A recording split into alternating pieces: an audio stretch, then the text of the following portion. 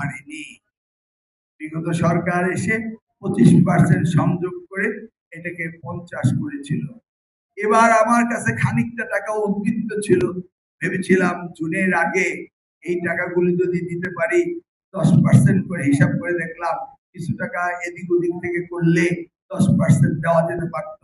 তারপরে বাজেটে আস্তে করে আমরা ক্রমান্বয়ে আমার দেশমাতার যে প্রতিজ্ঞা ছিল সেই প্রতিজ্ঞাগুলো আমরা পূরণ করব, কিন্তু সেই ব্যাপারও কিছুটা বিলম্বিত হয়ে গেল, পারলাম না। যদিও আমি চেষ্টা করেছিলাম, পারলাম না।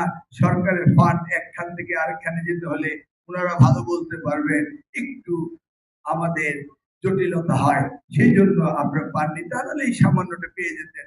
তবু কোরবানির আগে যে পাবেন না তাও বলতে পারছি না, পাবেন তাও বলতে পারছি না, চেষ্টা চলছে।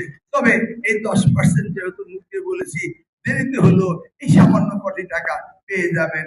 তারপরে বাজেট থেকে শুরু হবে আপনাদের সেই বিষয়। আমরা এনটিআরসি করেছিলাম, এটি একটি গুরুত্বপূর্ণ বিষয় ছিল, যেটা আমি করেছিলাম আমার সময়ে। কারণ যেভাবে অযাচিত ভাবে স্কুল কলেজ মাদ্রাসা প্রতিষ্ঠিত হচ্ছিল, নিয়ন্ত্রণবিহীন হয়ে গিয়েছিল, রাজনীতিবিদরা এখান দিয়ে পলিটিক্যাল সুবিধা নিতেন এবং সমাজের শিক্ষা ব্যবস্থাকে নষ্ট করতেন। সেটার জন্য আমরা এনটিআরসি আমি নিজেই করেছিলাম।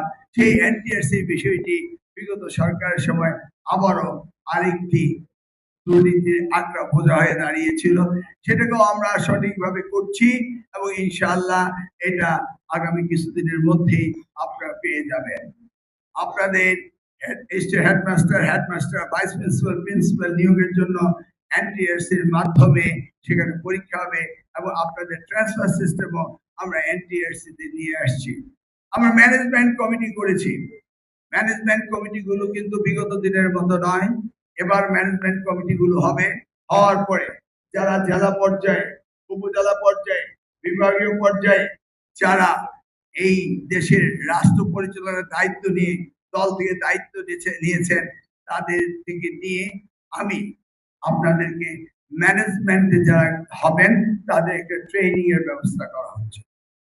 আমি আমার কোচের মডেল একটু ভিন্ন করি, সেটি হচ্ছে যারা হেডমাস্টার ছিলেন, রিটায়ারমেন্টে চলে গিয়েছেন, তাদেরকে আমি চেষ্টা করি ওই প্রতিষ্ঠানে ম্যানেজমেন্ট কমিটি সভাপতি বানানো।